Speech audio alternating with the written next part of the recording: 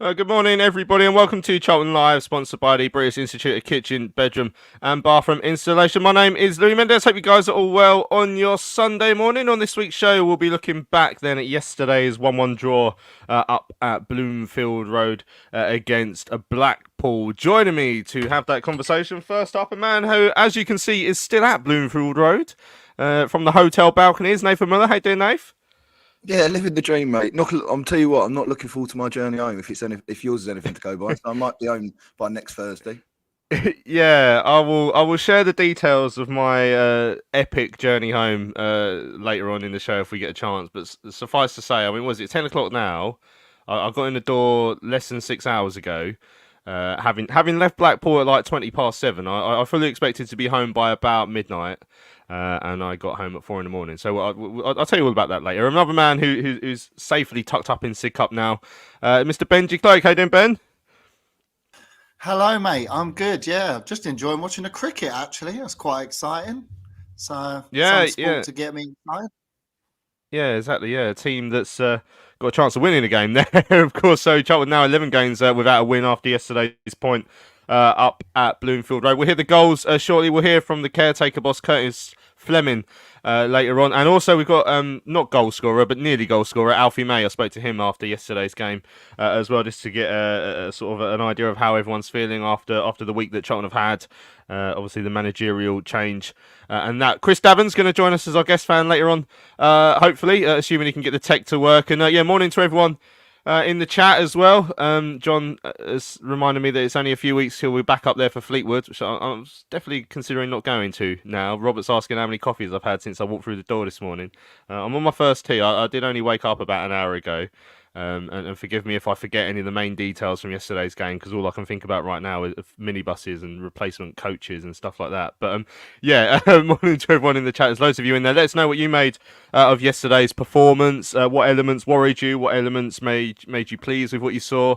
What would you like to see different in the week upcoming? Is there any change on the managerial front for you? Any names that have been thrown into the mix that you'd like to suggest might be good for us? Let us know. Before we hear the goals, Nathan, yeah, it's a strange game, wasn't it? I mean, at the end of it, I was very happy to have a point. At times in that first half, I would have been happy to have only lost about 3-0. But maybe in the last 20 minutes, I thought we could have nicked it as well. It was a very strange game. Yeah, it was, mate. I think it's two different halves of football. But as you say, the first half, how we got in at 0-0 was a blessing, really. And there's something in the back of your mind going, "Oh, is this the day that we get a dodgy 1-0 win and we can go home all happy?" But yeah, no, it was a bit. Again, we looked very nervy. I thought we gave them a lot of space, and they decided they're dictating the play. And yeah, and then the second half we gave it a bit of a go, and I thought, yeah, we had a little bit of a rally. I just thought we were a bit more aggressive. Poor goal to give away, which I'm sure we'll come on to. But you got to admit, I mean, after that first half, you'd take a point all day long, at half time. So yeah, and we'll give them their due. They stuck at it second half, and although that last 10 minutes, you're thinking, oh no, please not again. We had a bit of a go and we didn't sit deep. I don't think we tried playing on the front foot, and I thought we done really, really well second half. Yeah, it was. Yeah, like I say, it was a game of fluctuating emotions, a roller coaster game, if you will, right near the Pleasure Beach. Let's have a listen to the goals then from Charlton TV. Peter Shirtlift was in alongside Greg Stubley and Terry Smith. Ball's up in the air. Morgan gets underneath it and heads it forward. Jones is there. He's got Avery behind him. He can't go back there and does well to turn. Oh dear. Doesn't release it in time, and here's Dembele, edge of the penalty area, and Dembele punishes Charlton. Guilty of their own mistakes again. Lloyd Jones overplaying. The ball fell to Dembele, edge of the penalty area, low-driven, left-footed shot. And Charlton again unable to keep a clean sheet as Blackpool go 1-0 up. Yeah, there you go. I mean, he got caught in two minds. He didn't know whether to pass it back to the goalkeeper or whether to clear it and put your foot through it. Sometimes the basics are the best, and you either put your foot through it and clear it, or you've got to do things straight away with a clear mind. Brewer comes in clear. Casey header straight to Thomas, trying to evade the pressure of Joseph, and does. Ball into Backinson in the centre circle. Now trying to lift it the into ball. the path of May. May just the wrong side of the defence momentarily, into the penalty area. Alfie May trying to turn, gets a shot, takes a flick! Oh, and a deflection! Back of the net, I think it was Ekpiteta. Charlton at back level. Alfie May made the run behind the defence, got the space, took the turn, tried a shot which didn't look like anything was on because there were plenty of bodies in between him and the goal, but it squirmed its way through, took a deflection of Ekpiteta, and the Addicks are back level. Yeah, it comes from a nice run off the shoulder from Alfie May, and for me, that's his strength. He runs. If he could play on the deepest defender and run off it, I think Charlton would benefit from that all the time. I think he might have taken 2 deflections. There we go. That was the goals from Charlton TV yesterday.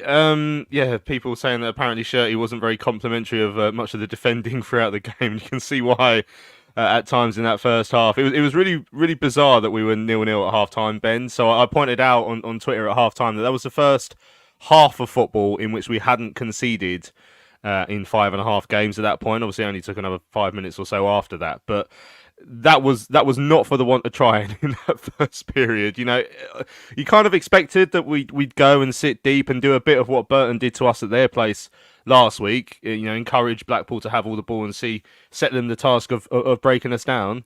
And well, I don't even know if they had to break us down. Like the amount of silly chances we gave away in that first period. I think Curtis, you know, if he is still going to be the man sort of in charge of trying to get a tune out of the boys this week, would have been quite concerned by some of the passages of play that led to their chances in the first half yesterday.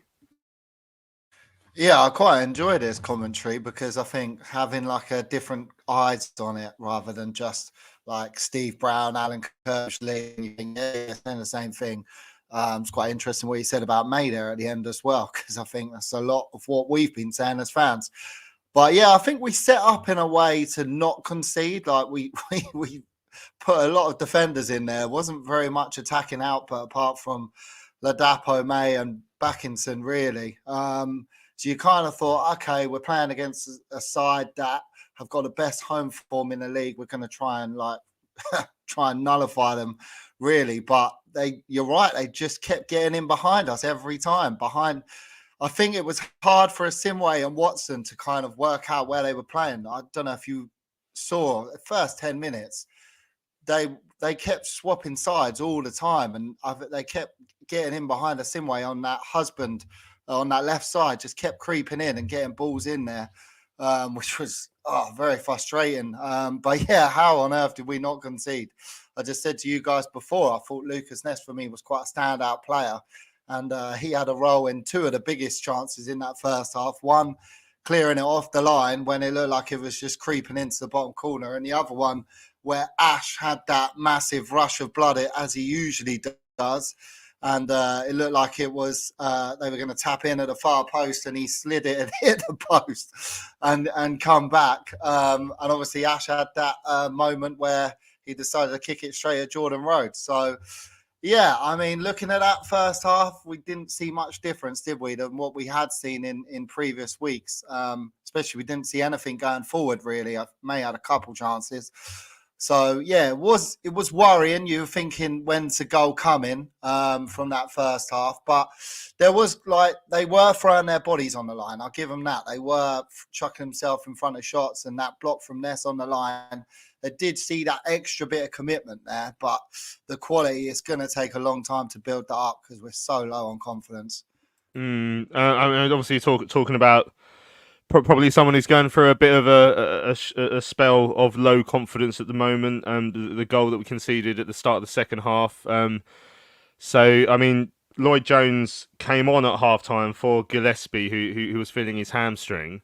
It sounds like more precautionary than anything else, Nath. You know, and we all saw what happened. Sort of dilly-dallied a little bit on the ball, got caught in a couple of mines, and was dispossessed. It might have been Albion in there, but certainly a Blackpool player who dispossessed him, and they fed it through to Dembele, and it was a very good finish. But yeah, for a player who I think he's probably I think he knows he's had a couple of bad weeks, and he probably doesn't understand himself how how this has started to happen, he would have found that hugely frustrating.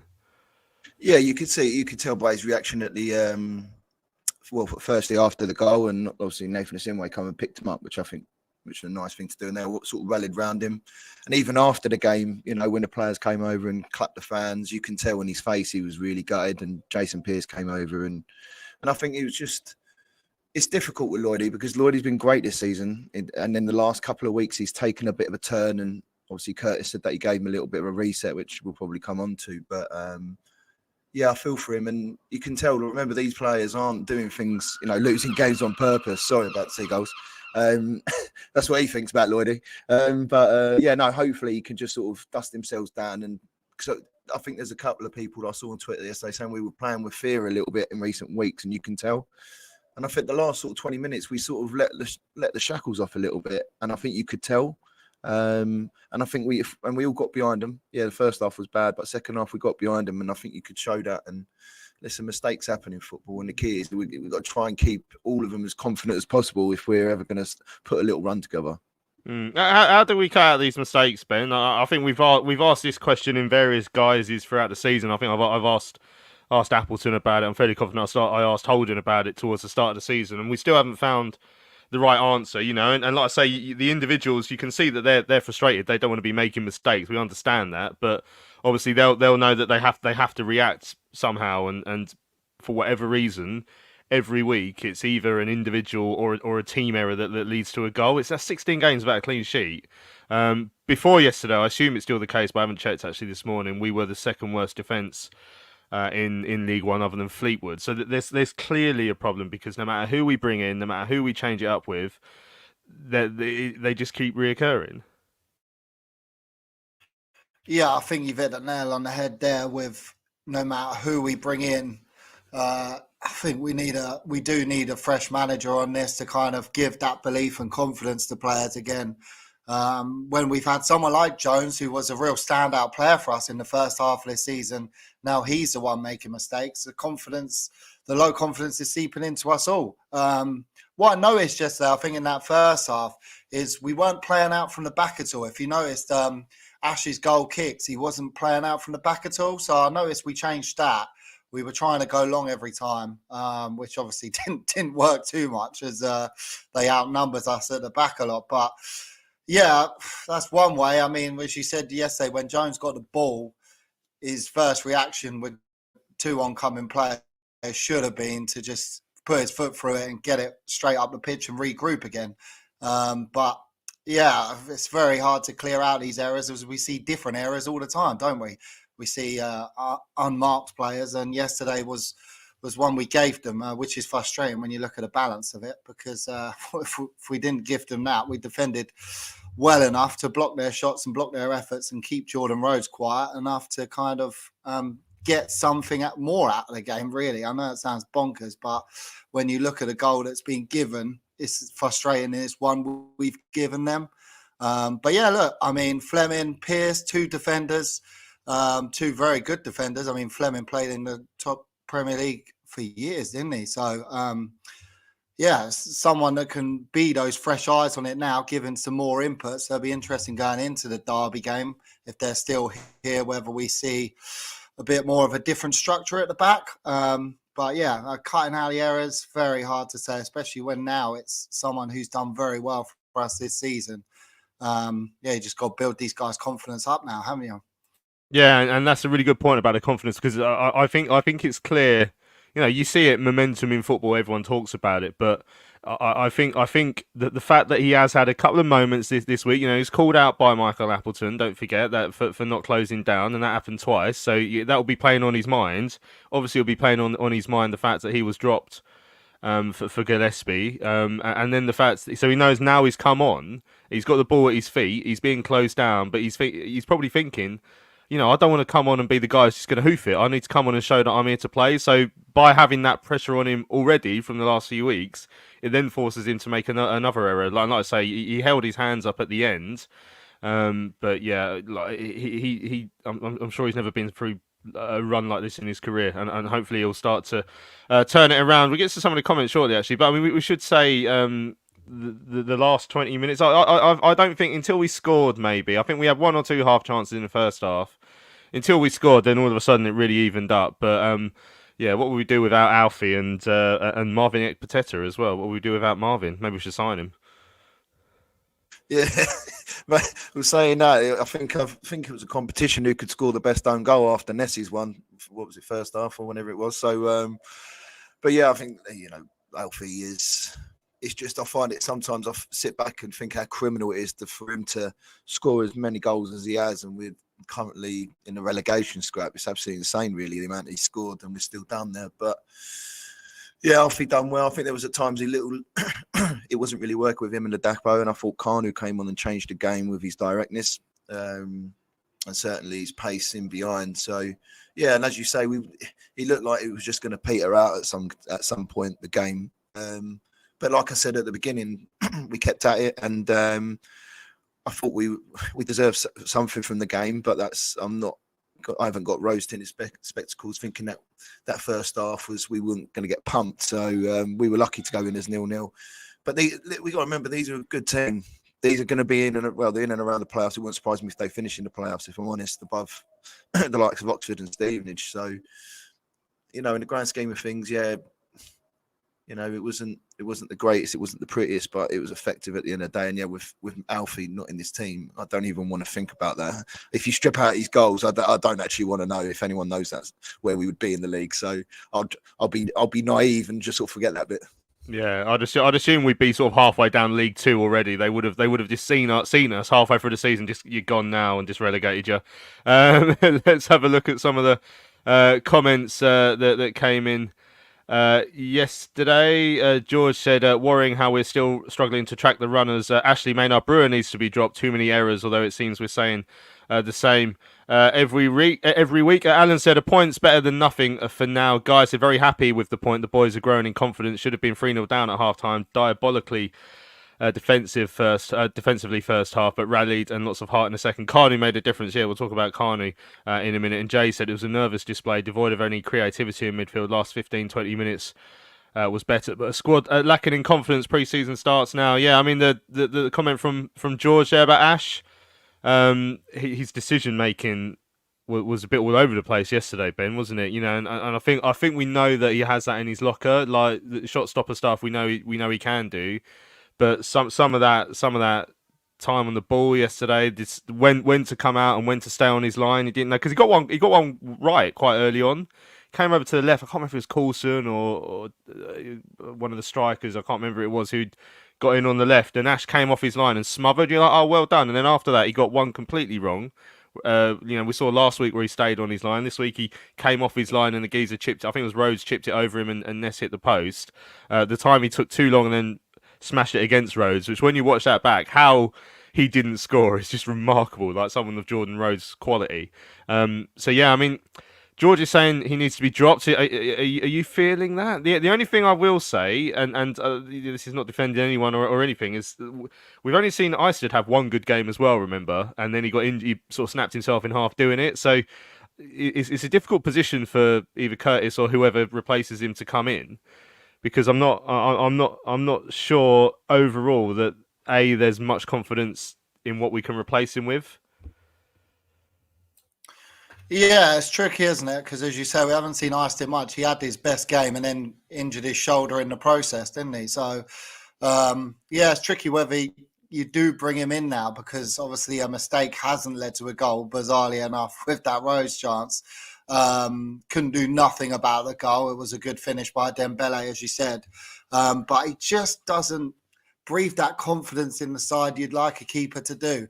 Even just rollicking at his defence, which I'd love him to do more, because I think I said that from Tuesday night. I mean, when you have defenders in front of you making mistakes, like, get up when you've conceded and like just fire it into him a little bit. Yeah, it just seems to slump down, pick the ball out of the back of the net, and we go again. Because how frustrating is that when a lot of the time it isn't your fault why you're conceding? But I think Nath said it yesterday as well. It was the corners, it was the crosses. He wasn't coming for them. And you're right. At one point, he did have that rush of blood, and it worked well with that through ball. But the second time he does, the angle is they're not going to score from the angle where he comes in from.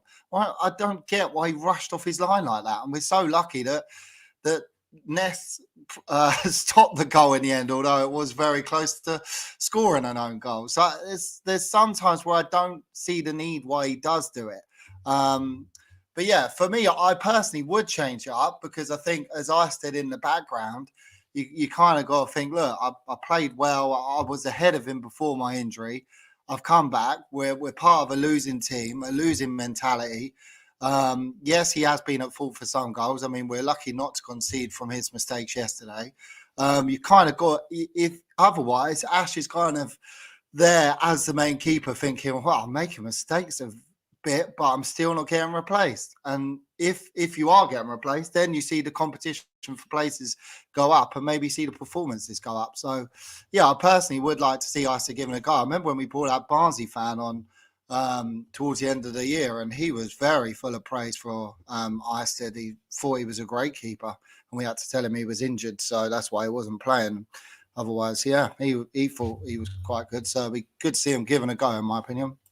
Yeah, well, there's loads of chat about this in the comments. Joseph saying Ashley's the best we have, unlikely to attract anyone better, still developing. Guy saying I've been quite supportive of Ash, but he needs a reset now. Yesterday was wild. James saying Ashley is a good shot stopper, but he's hopeless at every other aspect of goalkeeping. Patrick not sure about dropping him, but he needs a break because he looks nervous. The amount of fans that get on his back. You would be.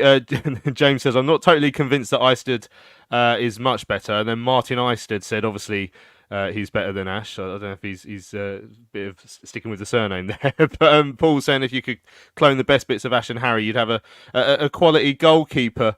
Yeah, Sam saying, what does Henderson say to Ashley? He must see the errors that are being made. Yeah, and obviously Stephen Henderson, I guess he's quite fresh in terms as a goalkeeper coach, so he's probably still learning the role a bit as well. But he must see these moments of indecision and think that there's got to be some sort of conversation to be had there, Nath, I guess. Should we talk about Dan Carnew coming on yesterday? Ladapo was an interesting one. Like he still hasn't really massively hit the ground running for me. I think that's fair. You see flashes of it, but I think he's still probably getting up to fitness. I think Curtis actually mentions that in the interview, which we'll hear shortly. But yeah, Carney. I think there's been times when he started when I think, oh, you don't look ready, but then there's times he's coming off the bench fresh, and you think, oh no, he's got something about him. One slight bit of indecision yesterday, although to be fair, it was good defending by the guy in the middle where he went in and it was 2-on-1 with May in the middle.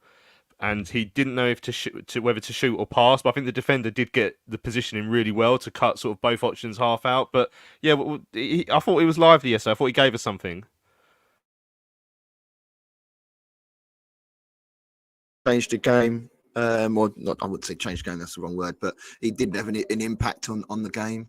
Yeah, and I agree. I think he's better coming off the bench. I just think he gives us that little bit of power, that little bit of pace.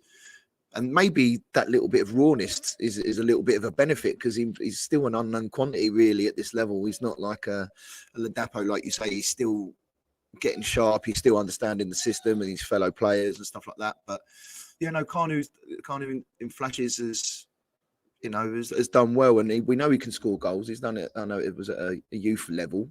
But it's not easy to score goals regularly, and he can do it. So I just think he's still learning as well. But yeah, it was nice to see him come on. And I tell you what, from when Dan first came in around the fold, I definitely feel he's gained a little bit more physicality. Before, I'm not saying he's Didier Drogba or anything, but you can tell that he's game management, reading the game, trying to bring others into play, and just his upper body strength has definitely improved. And I think that's all that he can do. He's going to improve and he's going to get better as he get game time. But the problem, what we've got to try and figure out, whether it's this season or next, is that we don't stunt his development and he goes and gets games. And as much as it's good for us to get 20 minutes here and there for him, he still needs to play regular games, in my opinion. So I see him going to be around the team for the rest of the season. I can't see us getting another 2-3 strikers in. But obviously I know when Chucks is back and whatnot. But he's definitely improved and it's nice to see. Yeah, Alex just on yesterday's game said, to be honest, we're very lucky. Can't say the performance was much better than in recent weeks. We just had our good spell in the last 20, but Blackpool should have been outside. I think that's fair. I guess it's better to have it in the last 20 than the first 20 because at least everyone comes out feeling a little bit lifted from it. I mean, we can't shy away from the fact that if Reading had got a winner yesterday, we would have been, 2 points above the relegation zone. At the time we were losing.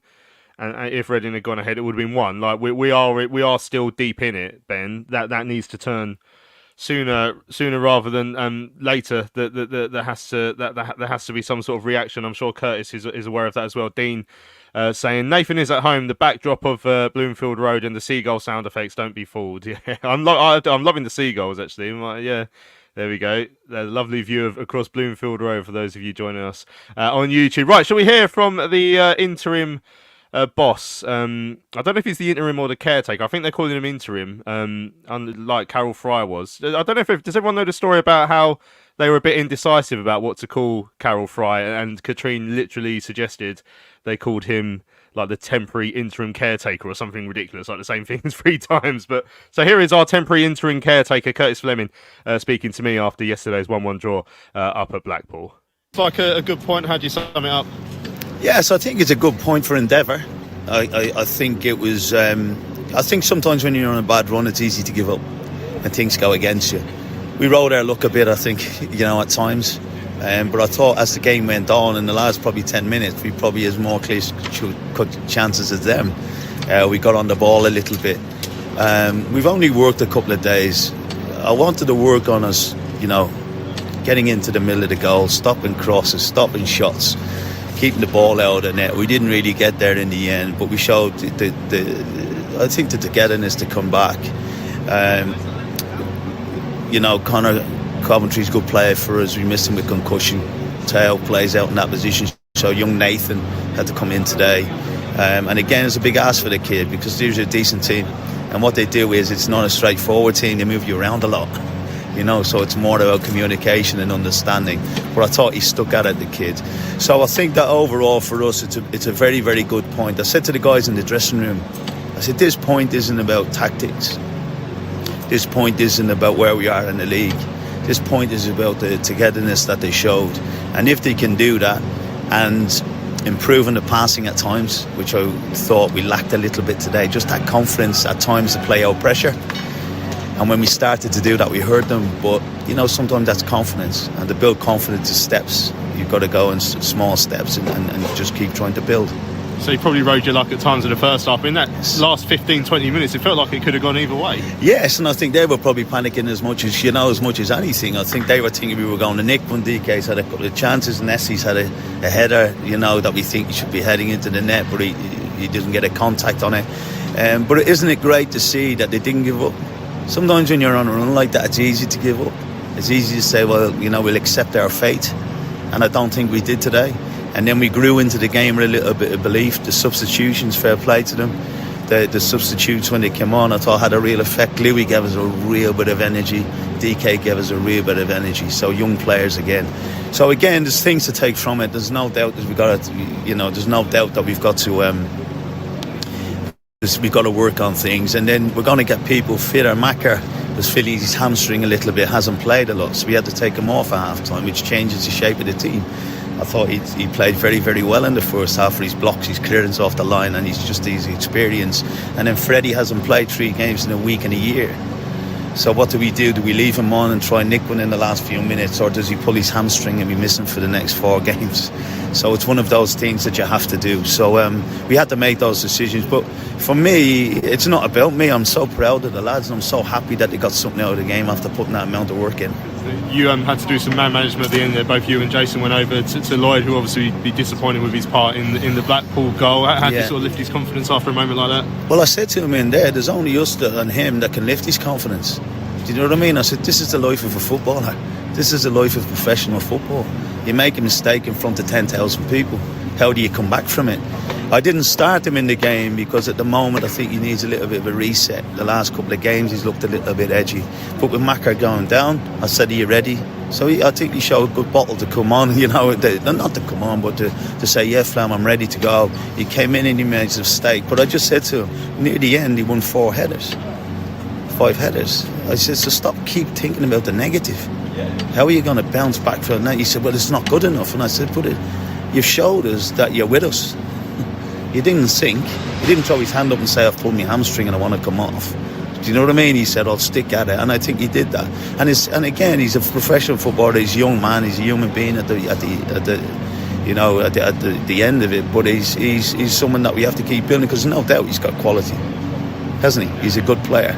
So we all have to work on building him back up to believing in how good he is. Was there a bit of a reset sort of amongst the squad this week, obviously after Michael leaving? Did they see this as a bit of a clean slate? I don't think it's a clean slate, because these are the same lads I've been coming out in the last 15, 16 games where we haven't. So I think that it's changed the dynamics of the club, there's no doubt about it. And it's changed the dynamics for them. Some of them will be worried because they signed for Michael. Some of them with contracts are up, they'll be thinking, what's going to happen with me? So I think for everybody, I said to them, as I said when I was speaking there, and I spoke on Thursday, they're playing for Charlton Athletic Football Club. That's their employer, that's what they do. The better they do wearing that shirt on a Saturday, the more things will happen. A new manager comes in and you're playing well, you'll stay in. You know, don't be feeling sorry for it. Don't overthink it. Just get onto the pitch and play. So for a reset for them, I wouldn't say no. I would just say there's a group of lads that we've got together and we said, right, we need to go again. We need to go again. And then whatever happens next week happens. We probably saw in the first half there are still some parts of this squad that maybe needs tidying up. I mean, are you going to be the man to do that for the next week? Have you been told what's going to happen over the next few days? Well, I'll be honest, you will probably tell me more. I don't know. I was talking about and thinking about the game today. The lads have a couple of days off after the week. I'll speak to Andy and the powers above and then see what they want to do. I'm prepared and ready for next week. There's no problems going into a derby game. That's going to be very, very difficult. And then if anything happens after that or I'm not doing it, no worries. So, but I just said to the guys, thanks very much. I said, because what you've done is you've showed. I've asked them for endeavour. I asked them to work hard and they did that. Just on the injuries you mentioned then, so Macaulay came off with a hamstring and obviously Connor's got concussion. Hopefully Connor should be back next week, you know, it'll be okay. He'll have Teo back from that suspension, which I didn't think, I keep nagging on about it, but I need to say I didn't think he should get. And Maka was a little bit tight. We need, again, hasn't played, and then Fred, we need to just make sure, a bit of cotton wool and make sure, again, he was still working hard, and I was leaving him on as long as I could because I thought something will drop and he'll hit it like he does, but we just didn't want to take too many chances with him. So Connor should be okay, Macker should be okay. It'll just be rest. It'll be just getting into him and making sure he's okay. The free week has come at a really good time for some of the lads. Just finally, obviously 11 without a win now, but it was quite interesting after the game on Tuesday. We saw sort of Alfie and George in particular trying to get a connection with the players in the crowd again. I mean, what's the spirit like in the dressing room? The spirit, you can see the spirit after the game, can't you? You know, the spirit in there, they're all hugging each other, and I'm saying it's only a point. It's a build. I think it didn't feel like that we were hanging on. You know, in the last 5 minutes, you're hanging on. And we've all been there and we've all seen it, where you're literally waiting for the ball to go into your net. We were still thinking we could break and score. So I think, we you know, those two guys, but there's so many of them. You know, I thought Terrell Thomas was outstanding today. So all these guys are working hard for each other. And as I said to them, it doesn't matter who comes in. Once they're working hard for each other and show that kind of togetherness, I think, you know, they'll have no worries. And we all want us to be pushing up the league. I wanted 3 points today. We didn't get 3 points, but we'll take a point on the road. Thinking about a new kitchen or bathroom? Find professional, independent local installers with free home surveys, itemised quotes and protected payments, trading standards approved contracts, and workmanship warranties. The British Institute of Kitchen, Bedroom, Bathroom Installations accredits installers to ensure they are police checked, fully insured and experienced. Take the risk out of home improvement. Visit bikbbi.org.uk. Hello fellow addicts, I'm so excited to tell you all about our micropub, the River Ale House. The River Ale House is based in East Greenwich. It has 6 Pub of the Year awards, an ever-changing selection of amazing beer. It's owned by Charlton fans, walkable to the ground in just 20 minutes with buses that go direct to the Valley too. If your matchday routine includes a drink with your friends, you must join your fellow addicts in the River. See you soon. Right, welcome back to Charlton Live. Just for the break there, we heard from the Addicts interim caretaker, temporary the boss, Curtis Fleming, after yesterday's game. Yes, it comes across as a friendly, nice chap. There was a few people at Charlton Exile saying, what a breath of fresh air Fleming is. Not saying he's the one, but 100 times better than what we had. Yeah, I think all hell let loose said in the chat as well. Maybe we should give him to the end of the season, but there are some very good managers available now. Let's not get carried away because he's a nice fella. He has been a breath of fresh air. Who knows if James has said I think if he was going to cut it as a manager, he would have done it by now. But he sounds like a good guy to have around the place as an assistant. He does feel like the sort of fella you can it would put his arm around you and lift you up. That's why I thought it was good to see him go over to Lloyd Jones yesterday, along with obviously Jason Pearce, who also knows that role. Right, we're going to hear from Alfie shortly. We're going to hear from our guest fan a bit later on in the show. Chris Davern is in the waiting room, so we'll speak to him in a few moments' time. We had an email that came in as well from McSquares. It was far from pretty viewing yesterday, but at least we finally stopped the rot, albeit aided by a goal with a double deflection. We managed to come from behind and finish the match in the ascendancy. There also seemed to be a bit more energy and more last-ditch defending. Therefore, in the circumstances and given Blackpool's impressive home record, it was a decent point on the road. We also looked far more of an attacking threat after Kanu was introduced, a glimmer of hope. Yeah, it didn't give a great deal away on the managerial search, but it's probably not the worst bloke to have in the short term, I guess, there, Nathan, because he feels like the sort of character that can maybe rebuild, hopefully, a little bit of confidence in the side, even though, obviously, he admitted himself there's still a lot of work to do with the organisation that we saw yesterday. Yeah, exactly. I think you can tell he's a football man. He knows the game. He says it as it is. There's no cryptic messages in there. Answers the question fairly straightforward. But yeah, I think he's a good solid person to have in there. He's been around the game coaching and playing, international. So yeah, not a bad stopgap. But I guess we'll just have to wait and see whenever if we do get a new manager, if he remains part of it. Again, I've already had my say on who I want. I don't really care, but just need to win games. But yeah, it's nice to have him there, and he seems just a little bit more approachable. Doesn't seem as hard and spiky as previous managers we've had. So you're probably enjoying it a little bit more after the match, aren't you, Lou? Really? Well, yeah, it was a one-off, but I was just thinking, speaking to him lulled me into a false sense of security for the rest of the day. Really, I came out and I think, oh, what a nice fella. Hopefully he'll be the man to turn it around. But that was before, so I will run through quickly what happened last night. And I'm fairly confident I'm the only Charlton fan that stayed the distance in trying to get home this week because So last night, I was on the 7:22 out of Blackpool, right? Due to get to Preston, 10-minute changeover, 8 o'clock train out of Preston, back at Euston about 5 to 11. Hop it over to London Bridge, down to Sidcup. I'll be home by a quarter to midnight, maybe midnight, if all goes to plan. But then just on the train in, I just saw that my train was cancelled, the 8 o'clock. I was like, but that's the last train that goes to London, so what's going to happen now? So then like they were saying, there's one you can get a train to Stafford, which is an hour south of Preston, and then a replacement bus. I was like, I drive to Stafford quite a lot. We've got relatives sort of in the area, and I know that's a 3-hour drive on a good run, like not in a minibus or a coach or anything. So I thought this is going to be a long day. And then that 9:05 train that was supposed to take us to Stafford turned up about 10 minutes late. I was like, well, it's here now. Got on there, and they're like, yeah, the driver, we ain't got a driver, so you're going to have to wait 40 minutes for that to turn up. Then that 40 minutes, when it got to about 35 minutes, they came on and said, it's not going to be for the foreseeable future. And I was like, oh my good Lord. Then another train turned up. There was, all right, everyone off this train on the next one. So I sat in first class. I was like, I'm not having this. I'm at least going to try and enjoy myself. And we still didn't leave for like another 45 minutes. So what time did we leave? So we left Preston at 10:30. It's an hour down to Stafford. The bus was there, which I'll be honest was absolutely shocked by. There was about 3 or 4 coaches. They're like, right, who's going MK, who's going Cov, who's going Watford, who's going London coach, this one, big coach. I was the first one on it, and I went to the seats where they sometimes take away seats for the wheelchairs. So I had massive lats of legroom. I was like, you know what, this could have been a lot worse. I'll just keep here. Half an hour in, he pulls off the M6 into a lay-by, right? And I'm like, with no warning. And the bloke just turned around and said, oh, I now have to make 5 additional stops, so we're getting another bus for you. I was like, you don't have to make 5 additional stops. We're all going to the same place. And then he got everyone off, and they were just standing on the side of the road. I was like, I'm not getting off this bus until the next one comes, because you're going to drive off, and we're going to be stood here for an hour in a lay-by somewhere in the middle of Staffordshire.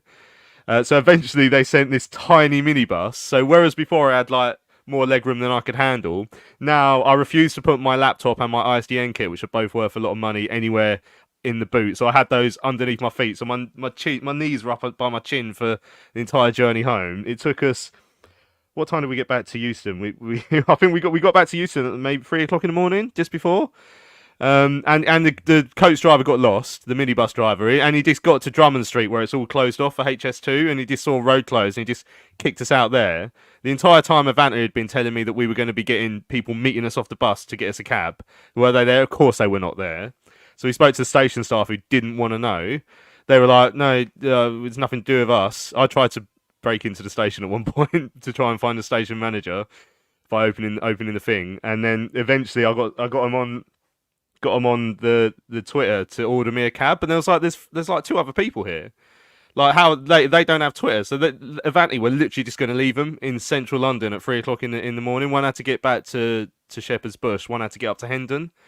I was like thankfully, like eventually the station manager came down, and he couldn't have looked less arsed about it as well.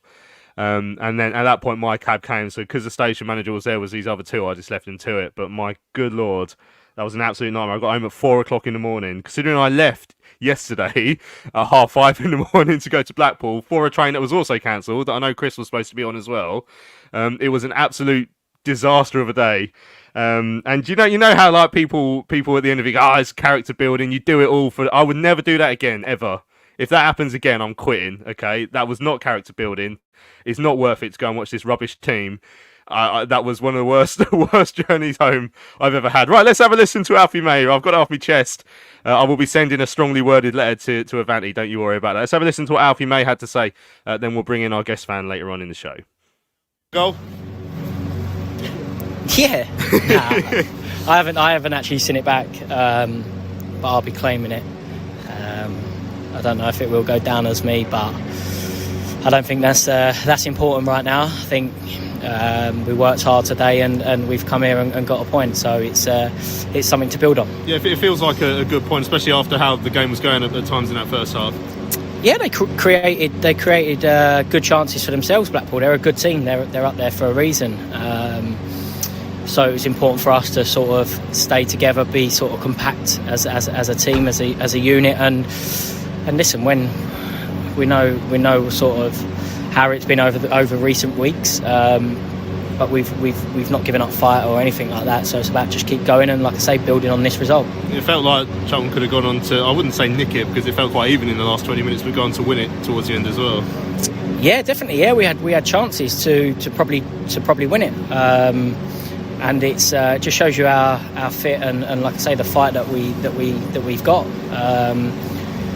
So yeah, no, it's one of them. It's a tough game. Like I say, there was a good team, but credit to us, we've come here and done a job. Yeah, obviously in the course of any normal season, going to the side with the best home record and getting a point would be seen as a good result. Obviously it comes on the back of this winless run, but is it something to build upon at least? Yeah, definitely. We know a lot. Obviously we've not been great over recent weeks, and that's on us as players. It's about us to sort of get us out of this position in terms of start building on today, and it's a great platform. What's the mood in the dressing room been like this week? Obviously, it's more turmoil at Charlton, which is something we get used to, unfortunately, over the years. Listen, when your manager sort of gets a sack, it's disappointing because you feel like you've let him down, and maybe we have. We have to take ownership. It's a team game. We're all in it, and it's down to the collective. It's down to all of us to get results. And unfortunately, obviously, the manager loses out, and it's a horrible game. But you have to move on. It's football. We've still got, I think, 18 league games left, and it's like I say, this was the start at Blackpool, and we try and get a run together. What's Curtis been like? What's he done differently in the last couple of days? No, it's been good. It just like I say, about today was all about how we are as a shape. we'd be compact and be hard to beat, and you see that today. They had their chances, but so did we. Yeah, and I'm talking about sort of coming together as a side. Obviously, Charlton unfortunately haven't defended very well this season, and sometimes it's a team error, sometimes it's an individual one. The sort of Lloyd sort of apologising to the fans. So how do the players sort of get around someone when they've had a moment like that? Yeah, no, it's important that like I say, it's a team game.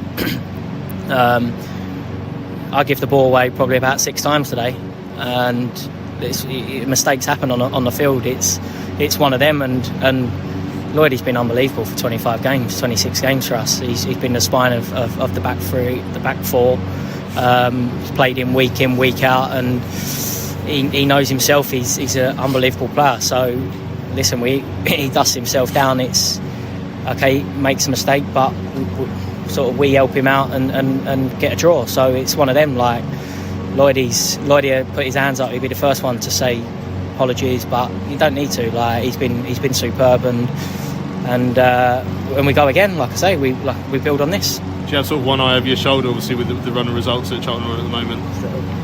No, I think for now it's about focusing on the next game. I think that's what we haven't got to look too far ahead. We know where we are. We're not stupid. We know where we're down there, and we shouldn't be. But it's all about taking game by game and seeing if we can get on a run. One thing we saw on Tuesday, obviously at full-time whistle, it was particularly notable for yourself and George, but the whole squad seemed to stay out and try and gain some sort of connection with the supporters after a difficult run. Do you think that's quite important? Yeah, we need the fans as much as anything. Football without fans you might as well not play. So they're really important, and listen, we're all disappointed. Everybody in the club is disappointed, but it's us on that pitch that can only change it. And like I say, the togetherness this week is about, like I say, stick together and try and build up a run. It's not an easy run that Charlton are on today. I think this was the first of 5 against teams in the top 8 in the next 7, something along those lines. But does that almost galvanise you in a way that you have to step up your game again? Yeah, you should thrive off it.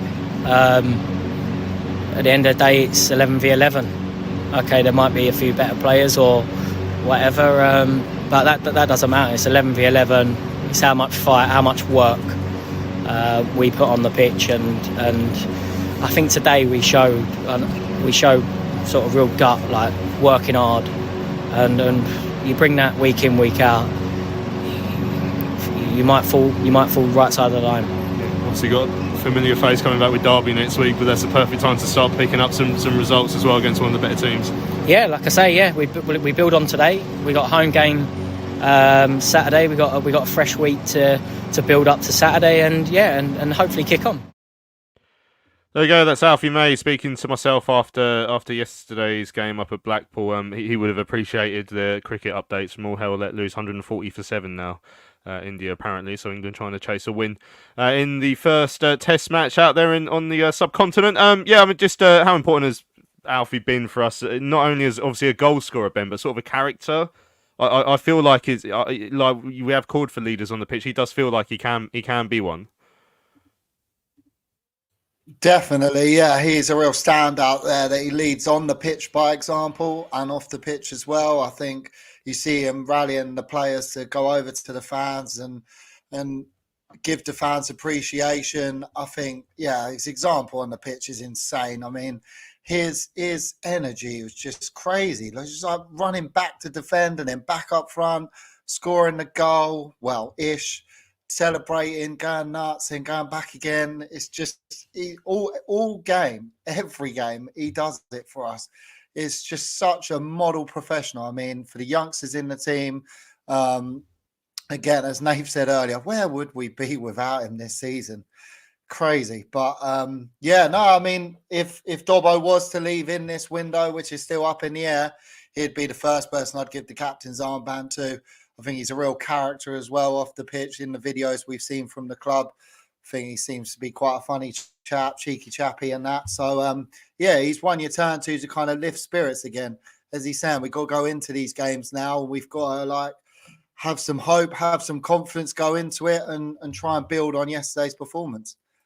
Excellent stuff. Right, All Hell Let Loose was asking how many points do we need to stay up. So on average, I think it's 48 point something, 48.7. And honestly, I mean, obviously I've not bothered doing the stupid graph at the moment, but we are on course to get that exactly pretty much. So we in a normal season, you know, I mean, as we can see, we're 4 points above the relegation zone. In a normal season, if we continue at the rate we're going, we will finish either just above or just below the line. The only thing that might save us if we went at this rate is I think the teams in the relegation zone are going slightly below the average, but not much. So we need to up our game. I think anyone, including myself, who even a couple of weeks ago was thinking we'll be fine. Now we are getting into a situation where it has to turn soon. So I will stop being naive, and we know what needs to be done. Right, let's have a listen to our guest fan, shall we? Chris Davern has been waiting patiently in the wings. Let's bring him on to the screen now. Morning, Chris. I hope you had a better journey home from Blackpool than I did. Yeah, an easy journey. Yeah. Indoors at 11:15. Well, that's a dagger through my heart, that is, Chris. But I'm glad for you at least. Tell us your thoughts on yesterday's game. I thought, well, first half was like same old. You know, there was just nothing. Could have been 3 or 4 down. Then I was in the bar drinking when they scored their goal. Came back up. You know, we were a lot better than second half. And I thought at the end we could have won it. You know, a lot of fight and a lot of, you know, effort. So I was pleased. I thought the fans were great yesterday, right from the start. So that was good. Encouraged them, and there you go. Hello, Chris. Morning, mate. In terms of Lloyd Jones, obviously he made a mistake yesterday, and he seemed pretty cut up about it. I mean, the next game on Saturday, what would you do if you're whoever the manager is, whether that's Curtis or whatnot? Would you give him a go to try and rectify it, or would you still bench him? No, I'd play him definitely. And you saw how everyone rallied around him and like built him up. I'll definitely bring him in because he's a decent player, but he's got worse the last few weeks. But I think that's Appleton because everyone's got worse, haven't they? Pretty much. So yeah. Sorry. Hi, Chris.